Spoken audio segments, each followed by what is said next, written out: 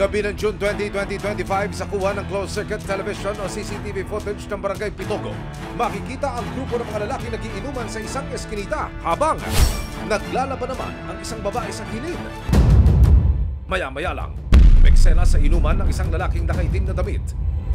May dala siyang boteng nakasupot, hindi para makishot, kundi para buhusan ng gasolina at silaban ang lalaki ugat daw ng kanyang selos. Sumiglap ang apoy at nabalot ng liwanag ang buong eskinita.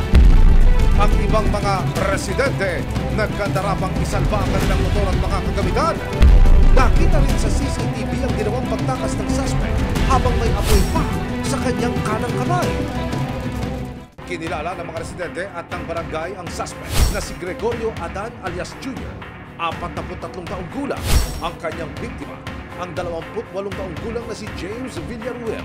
Nakapanayam ng resibo ang ina ni James. Patutulog na sana kami. Sumigaw sila diyan sa baba na, "Sunog, sunog!" Kumuha akong balde sa CR. Tapos, mamaya-maya, nagsigawan ko sila na, si Toto. Eh, pagsabi lang si Toto, anak ko po yun. Tapos pagbaba ko, nakita ko yung anak ko, nakahubot-hubad. Tapos pinakluban ng po nila ng cover ng motor. Hindi raw niya lubos akalain na mangyayari yon sa kanyang anak. Mabait ang anak ko, wala akong masabi. Pinagsilusan lang po talaga siya. Wala namang pinipili kasi yung lalaki na kahit sino-sino kasi pinagsisilusan niya eh. Agad na isinugod ng barangay si James sa ospital kasama ang kanyang ina.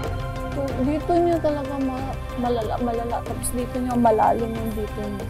Ang basta binabalakan siya. Maraming salamat sa panonood, mga kapuso. Para masundan ang mga reklamong nasolusyonan ng resibo, mag-subscribe lamang sa GMA Public Affairs YouTube channel.